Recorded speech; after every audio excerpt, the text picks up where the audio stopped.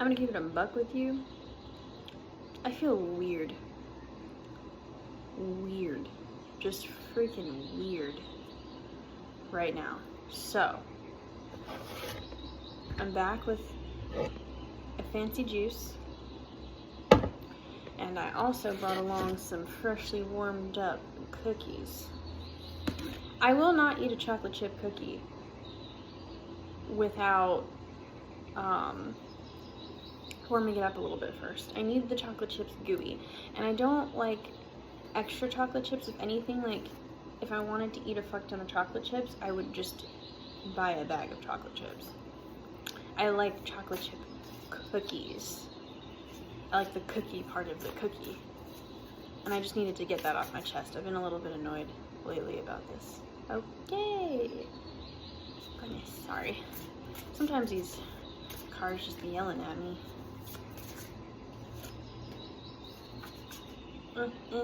Okay, last one in this deck. There's a lot in here. There's a lot in here. Hi, I hope you guys are doing okay. I guess. I feel weird. I feel weird. Like, there's weirdness.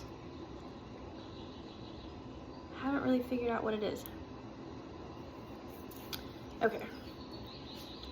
Let's take a look here.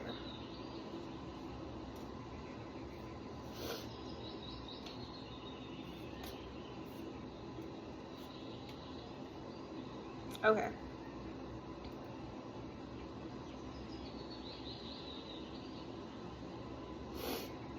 One off the top.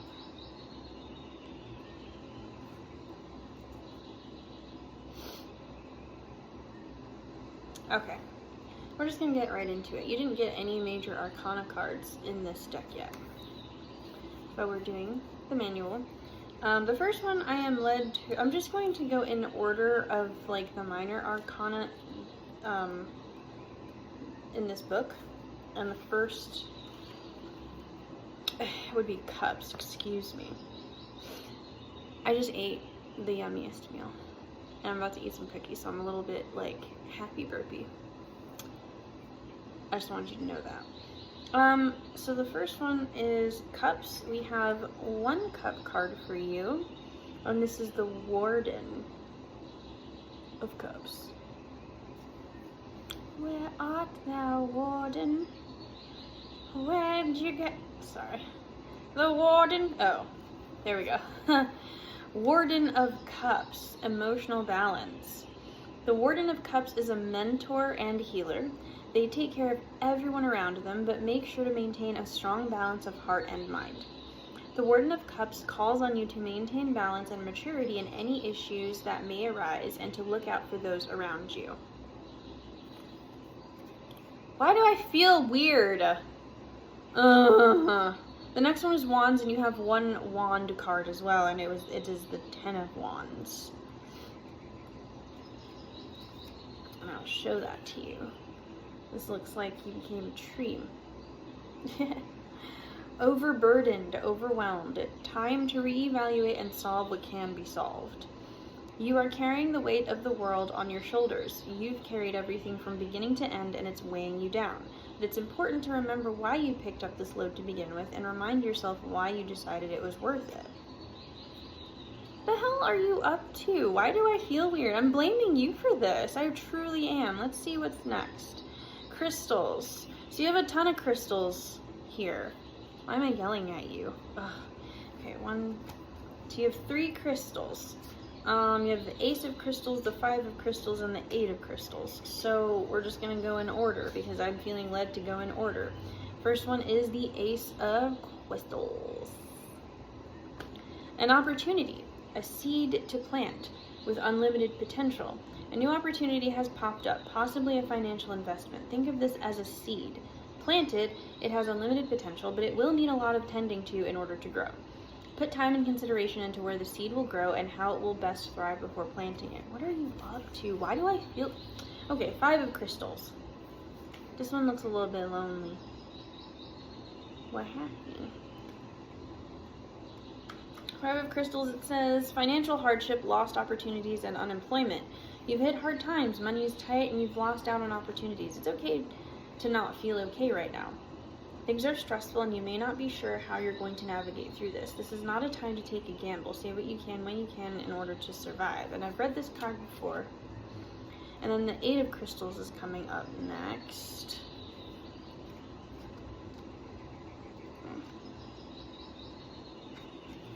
This one says, pride in a life well fought for and learning a new trade or skill. You've chosen a path you want to pursue. It's time to master a new skill. Work hard to learn the ins and outs of your trade or craft. Take the time to really learn everything there is to offer. Don't give up when things get tough. This is a skill worth learning. Take on a mentor or a guide to help you navigate and take pride in everything you learn. The last one is daggers. 3 of daggers is your next one. This one says, heartbreak, deep emotional pain that bleeds into the rest of your life, wreckage, complete and utter heartbreak. The 3 of daggers feels like 3 actual daggers stabbing us through the heart. This is the kind of damage that can wreck us for a long time. The cards aren't calling for you to take action. They're calling for you to be gentle with yourself. This is an acknowledgement of your pain. Dang! And then the last one, Chancellor of Daggers. What is happening over there? Chancellor of Daggers. Boundaries, clear communication. The Chancellor of Daggers is the ruler of boundaries and communication. They've honed these skills and are not afraid to use them. They call for you to make sure you're respecting your own boundaries and communicating clearly with those around you. Hold up, let me...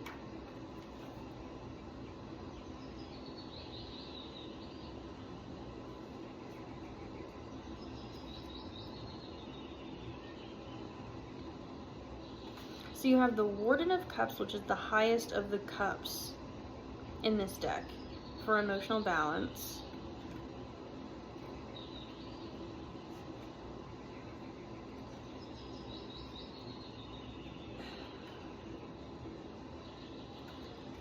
And you've been called to be a Chancellor of Daggers.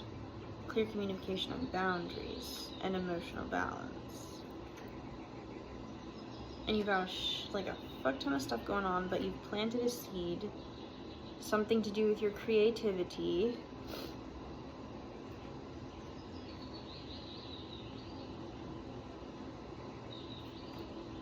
And you're struggling right now, but you're still pursuing something big.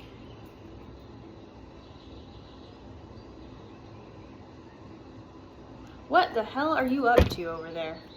Let me look at this moon deck. I need some clarification because I felt weird when I started this video and I'm feeling even more weird. And every time that happens, either I'm about to like have a major download of information or your ancestors are gonna have me yell at you again. And I don't feel like yelling at y'all again.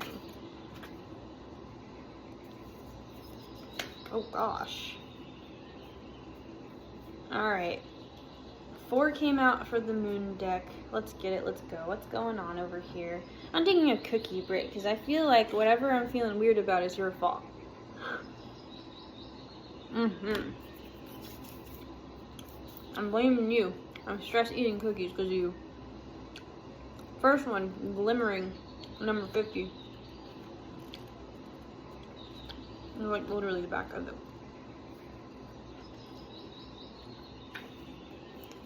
Unique gifts, loving. One of the most sparkling cards in the whole deck. The glimmering is all the magic of the northern lights manifesting in your life. It's a card of hope, anticipation, and joyfulness. It might indicate that auditions, interviews, presentations, promotions, and graduations are on the cards. It represents opportunity for you to show what you are made of and to demonstrate what you can do. Because you've been planting seeds. Okay. We can all do little things to make the world a kinder, happier place. You have a unique set of talents, skills, and abilities that you can draw upon to spread more light into the world. We can each play a part in fighting poverty, want, ignorance, bigotry, animal neglect, and so on. When the glimmering card shows up in a reading, it is suggesting that you find ways to share your own unique light with the world. What can you do today that would ease the burden of another? What kindness can you offer to society or to the animal kingdom? How can you lessen the impact of poverty in your local area? Could you donate food to a local food bank or an animal charity? Could you donate or raise money for a charity that is close to your heart? Could you set up a free library for your neighborhood, for your neighbors to enjoy, or form a book club or knitting circle to bring your community together? Perhaps you like baking and might want to donate baked goods to a soup kitchen or sell them to raise funds for a community project. Whatever you have the talents and abilities to do, do it soon and share the loving light of your kindness into the world around you. This card also represents an opportunity for you to take center stage and be at the center of attention in a very positive way. It is a card which offers a glimmering of hope to all it touches, so be prepared because this is your time to shine and the world will benefit from your light. What the hell? Am I gonna have to yell at you again? I feel like, okay, number 37, Unicorn Moon, is next. Good leaf. Number 37. Hope, calm, manifestation. The fabled unicorn has been a symbol of the moon since the Middle Ages, and together with his companion rival, the lion rampant, he ensures that night always follows day, which is brought on by the lion. This card represents the calm, quiet magic of the night, when all is still and enchanted dreams travel through the air and on moonbeams. The unicorn moon comes to let you know that all things are possible if only you believe in them enough. The unicorn's magic is a form of soft power, introverted and hidden from sight. When this card comes up and you're being asked to take a gentle approach to use simple magic such as meditation, crystals, written petitions, and psychic dreaming to manifest your desires. This card does not suggest that a big bang of manifestation will occur, but a softer revelation of your heart's desire. Blink and you will miss it, so approach your goals carefully. Approach your goals with careful, considered steps as you would approach the magical unicorn. Have faith in your own power and believe in yourself and ability to craft a life you love.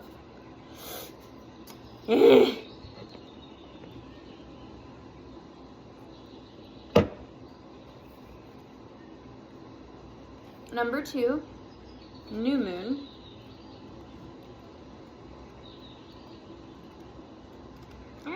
Goodness.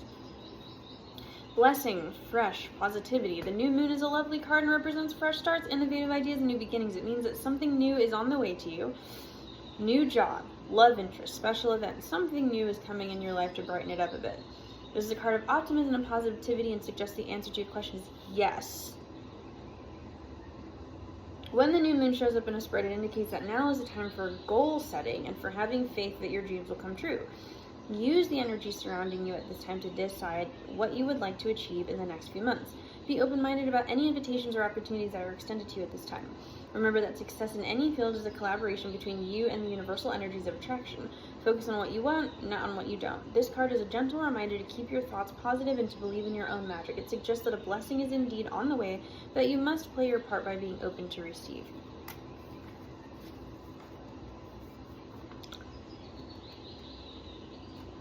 Blue Moon was the last one, number 10. Manifestation, power, auspicious, the magical moon of manifestation. What are you up to over there? Why do I feel weird?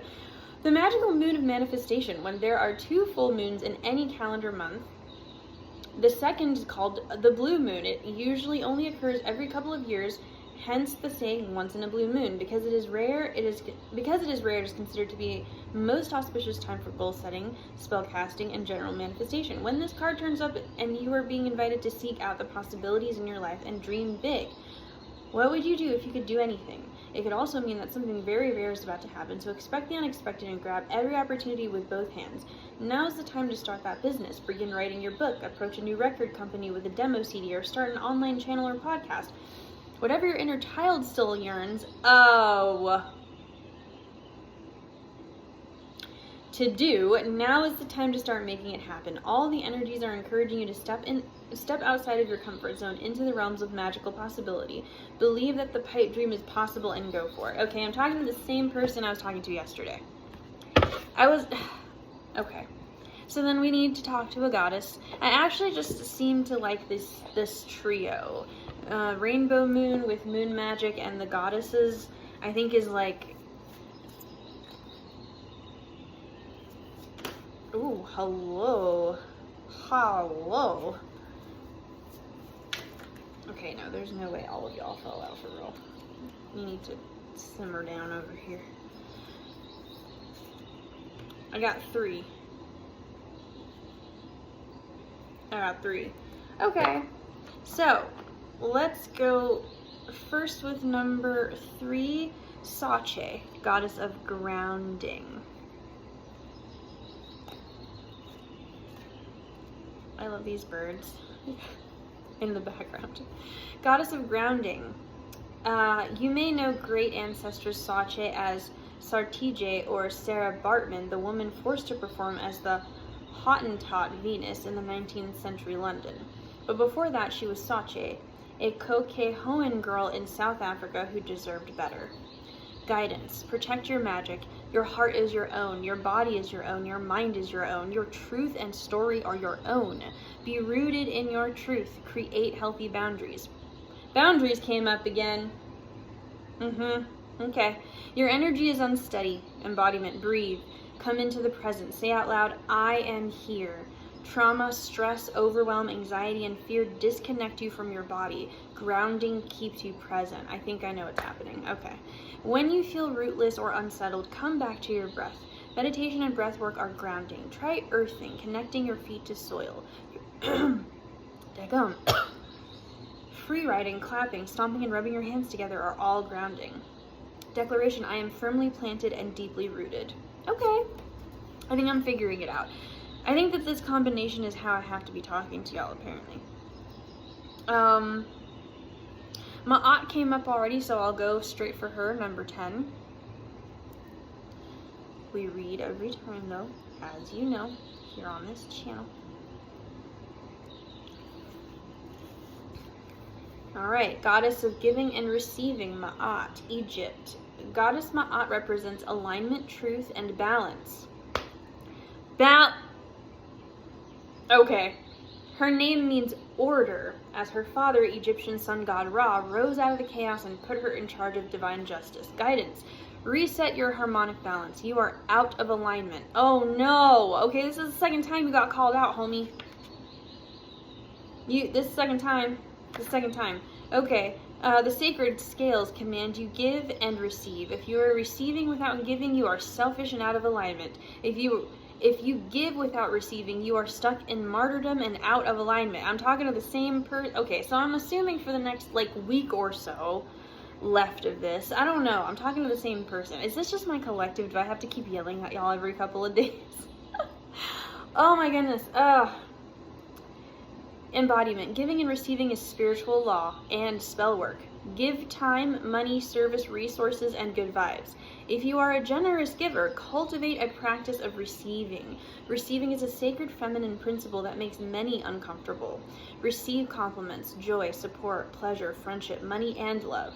They are all the same to spirit. 18 on the dot. Declaration. I give easily and freely. I receive easily and freely. And the last one, that was the one that stuck out to me the most, number 14, Goddess Atete of worthiness. Yeah, I think I know what's happening here. I see what's happening, yeah. Okay, Goddess of worthiness. Oromo, Ethiopia, Great Goddess Atete, Queen of the Gods, is a fierce protector of women and girls for the Oromo people of Ethiopia. Guidance. Stop hiding, shrinking, and playing small. Stop. Stand tall like the majestic sycamore tree that you are. You are mighty. Life does not need to be perfect for you to embrace your own perfection. Embodiment. You matter. Worthiness is in your veins. Accept yourself now. Your birth certificate says that we need your overflowing magic, joy, and vulnerability, and most importantly, we need you. You are deserving and worthy. The beautiful parts of you that everyone likes are worth loving. The parts that you or others dislike are worth loving too. Your Creator loves you unconditionally. Declaration, I matter. 1919 on the dot. Okay, that's what I thought. I had a feeling that's what was happening here. You're out of alignment. You're freaking the fuck out. You have some legitimate stuff going on in your life. You know, it feels like it's falling apart. You're trying to stay positive. I get it. Home, I get it. I do understand. Let's take a cookie break.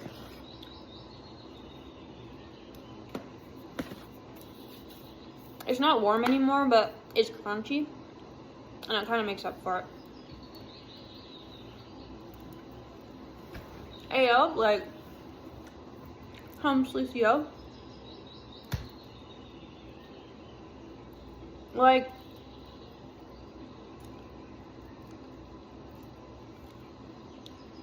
you were probably a shithead, and I get it. And you're probably sitting here wallowing about how all this karma is, you know, deserved.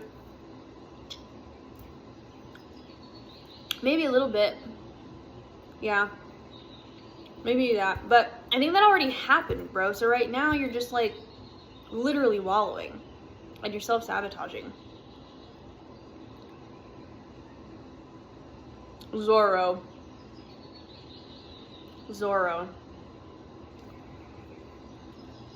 Yeah. Alright. Have you seen Zorro? Antonio Banderas?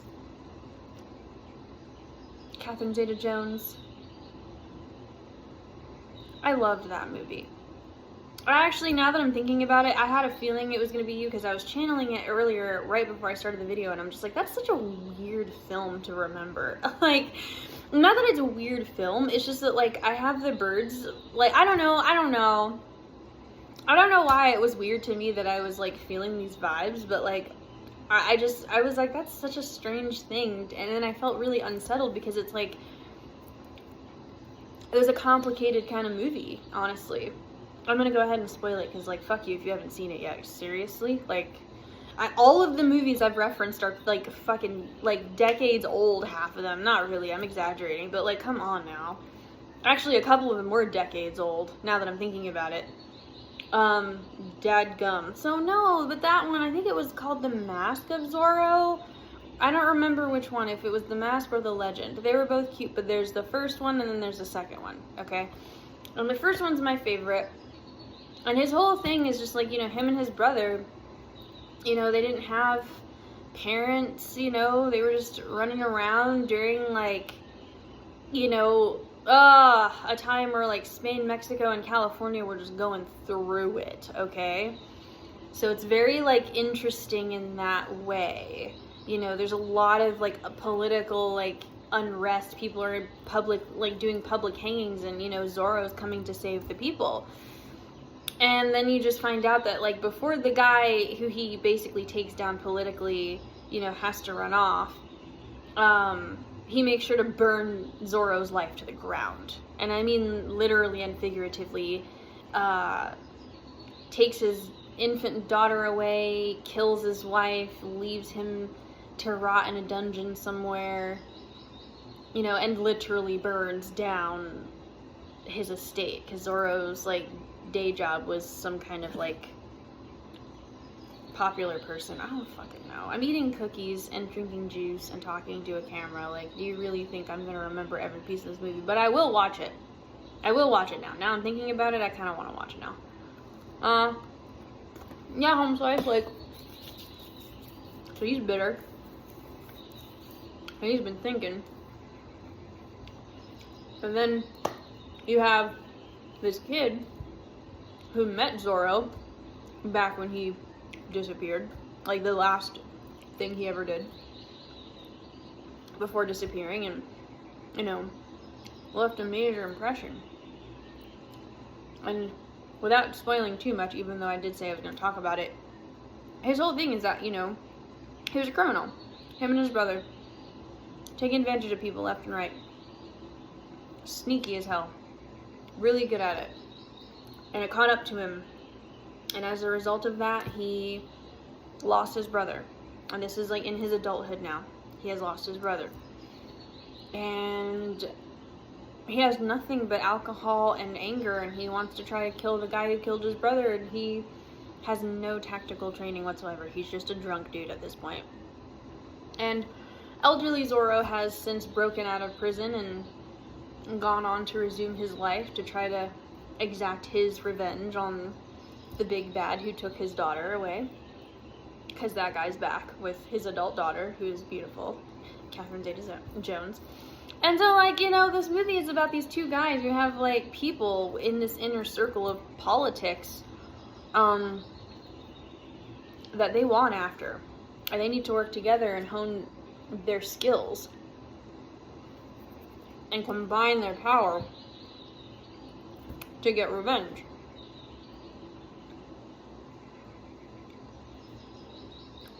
It's hot. It's super hot. I fucking love that movie. I feel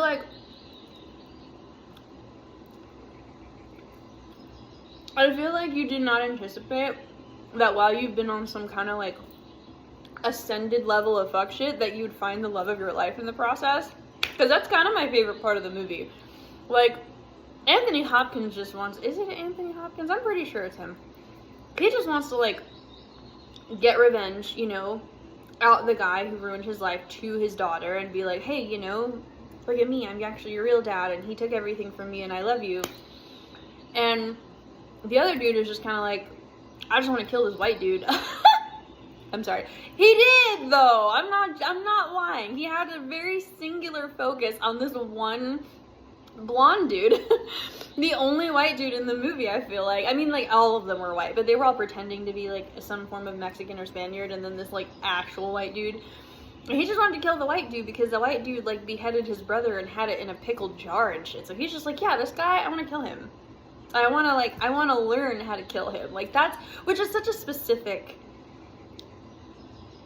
yeah, 26. I'm talking to someone who's real fucking petty. You have some foresight, because let me tell you something. You have bodied stuff because you have a long game in mind. You're sick. You're sick in the head, you. I think that's so exciting and intriguing. I don't really have that. I don't have that. I don't know how people can sit in the face of the person. Like, this guy sat in the face of the man at a certain point. He goes from being the street thug to just transforming himself. Like, this guy does not recognize him. He's unrecognizably posh, put together. Just, he's not the drunk dude in the street from like before. And he just, it's Antonio Banderas. He can get it too, actually. I say I'm gay, but that's like now 3 people I've mentioned. One of them, yeah, it's like 3 people I've mentioned so far. Charlie Hunnam, Antonio Banderas, and Method Man, obviously. Anyways, I'm gonna chill. So, I'm sorry. I am gay. I'm mostly gay, though. Like, I have like a laundry list of literally anything else. Oh no, I got sidetracked at being gay. The gay agenda strikes again. Oh shit. No, but in the movie, like, oh boy just transforms. Yeah, there we go. Thanks, brain. Oh boy transforms into this beautiful ass peacock that is Antonio Banderas. And he's sitting in front of the guy who he has a singular focus of killing. But he sees the long game. So this man pulls out a jar of this man's brother that he decapitated. Like, the whole reason why he wants to kill this white dude is because the white dude killed his brother. Well, this same white dude pulled his brother's head out and was like, yeah, I like did that. Some dude, you know, like, just like, and I think the white dude kind of knew it was the brother and that's why he did it. But still, like, the way that you have, the kind of dedication you have to your long game craft is sublime, my guy, because he really, like, sat through it. I think he actually, like, it was, like, in wine or something. Like, the head was just, like, sitting in wine, and he actually took the cup that was offered to him to drink from it, because, like, they were supposed to drink from the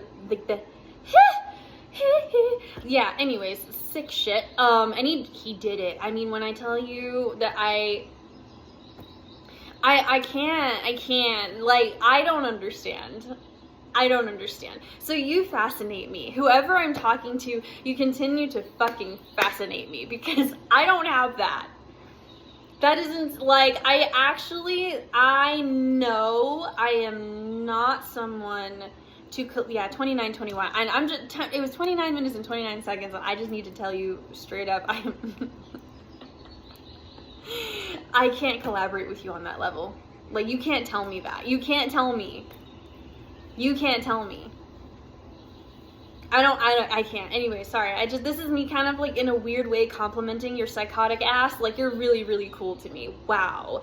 So yeah, like, you seem to have been able to body a lot of shit. And I think part of it is because you have this long game of revenge, you know? Because, like, you know Yeah, 3003. Okay, so you know that what you really want, even though it is for a greater good, let's face it, in the movie, like, that government needed to get burned the hell down. Like, that government was absolute ass trash, okay? And that guy, the big bad, ass trash, okay? Just a diabolical piece of work, I tell you what. So, like, you know, like, what you're doing, even though, like, you're doing it to get back at, like, maybe a person, but if you, like, completely attack the infrastructure, it takes care of your problem, and the infrastructure is the problem kind of thing. So, like, you're kind of making yourself feel bad because you know, like, on the back of your head, you have, like, a little side quest going that ain't really, like, it is on some petty. But you have rights to be petty. listen. I invited Pain to the party. I even added petty to my army, okay? Petty is a tool. All I'm saying is if you didn't have that level of petty, you wouldn't be able to attack the infrastructure. You're chaotic good. Okay, I'm talking to a chaotic good because you have, like, a hell of villain tendencies. Like, the more I, like, get to know you through these channelings, the more I realize you're insane, and I love you. And you know what? I'm so excited for you. Listen, you just didn't know that you could also have love in a hopeless... You found love in a hopeless place. Am I gonna sing Rihanna again? No, but for real, you found love in a hopeless place. I can't actually sing for real because I'm actually just kind of distracted.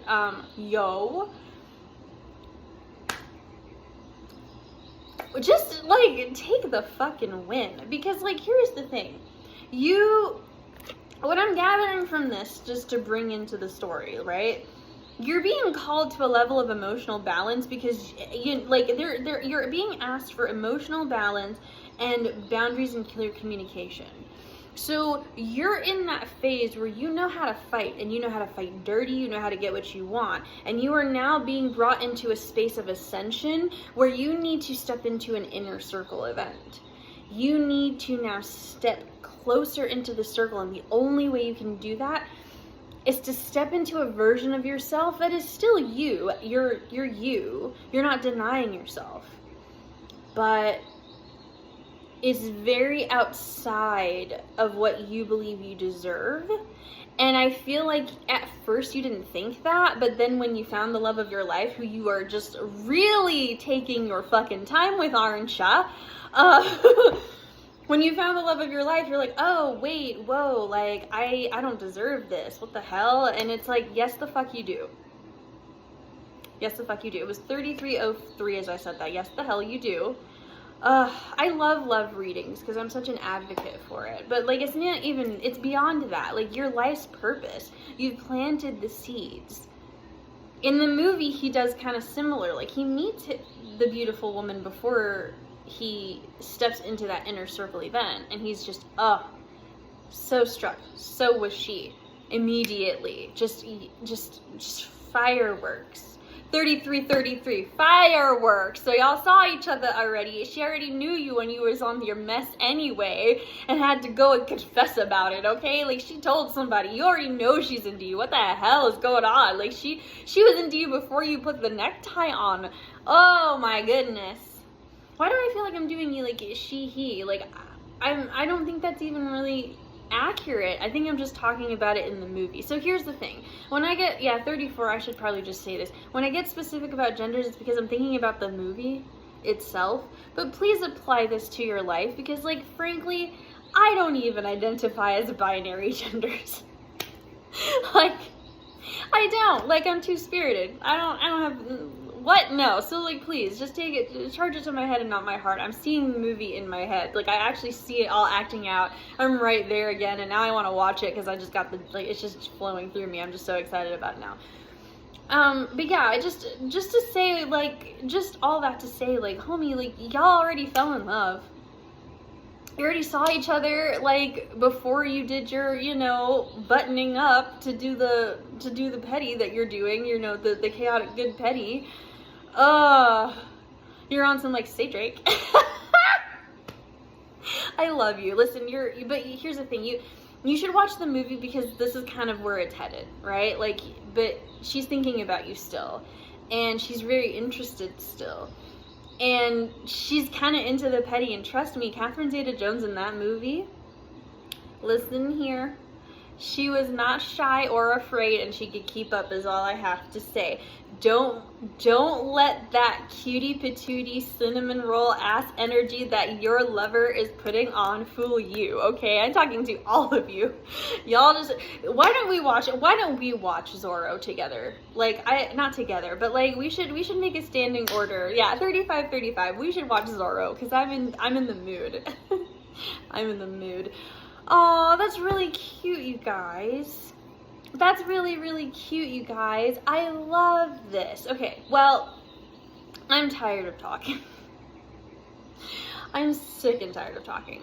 Let me tell you something. I think that what's happening here is very clear. You are going through a rough patch. You are in the rough patch. Watch the movie, see how it plays out, apply. If it don't apply, let it fly, but I think you're going to start seeing how this plays out because you did plant the seeds, you're working really hard, you're stepping into an opportunity that's going to elevate you, and it's going to feel like you don't deserve it. You do. And it's going to work out great. I hope your mentor doesn't die. That would suck.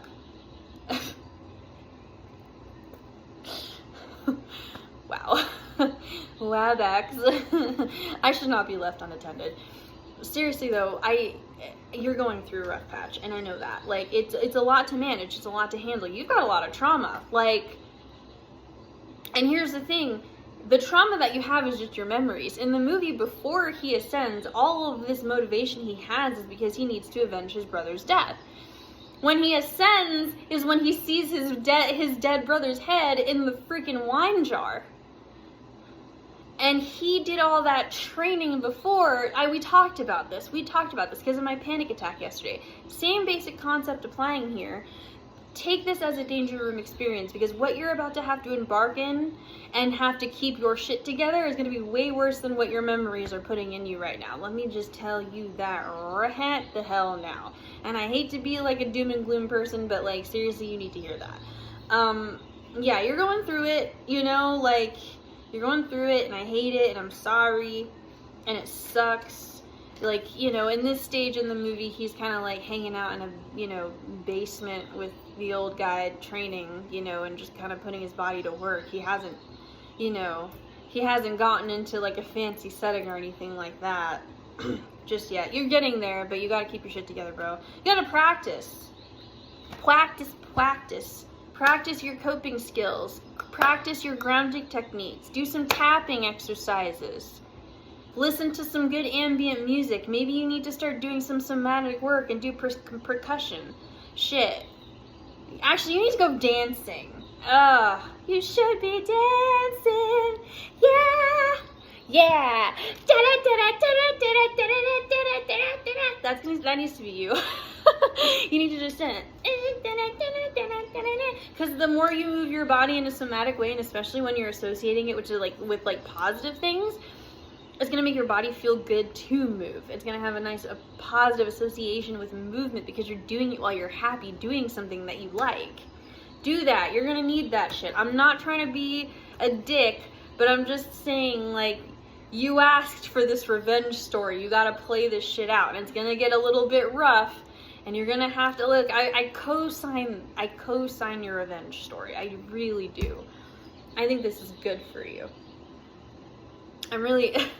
It'll probably be good for the world. Shit, like, based on the movie, like, that needed to happen. So, I think I'm actually so sick and tired of talking. I'm gonna eat this other cookie and drink my juice and maybe watch like a thing. Hey man, listen, your blessing is in escrow. My girl Yasha, my favorite, Tato the Penguin, if you want to follow her on anything social media, either Tato the Penguin or Yasha Thais. I need to put her information in the description below. She always says this thing that I just love, and it's you know, your abundance is in escrow. And right now you're in your danger room experience, and you're fucking bodying the poverty and the bullshit, you know, and the memories and the trauma and shit. But homie, like, first of all, it's gonna get worse. Because what you're trying to tackle here is bigger than you. Your abundance is an escrow. It's bigger than you, fam, but you chose that. You signed up for this fight, and you said you want to be first line of defense on the petty shit. Petty wins wars, I'm telling you that right now, and you're using your gift for good. You have a gift of being insanely cool and insane a little bit, and you're using it for good, and I fuck with that heavy, and all I have to say to you is, like, hold on. Hold on. And hold tight. Bye.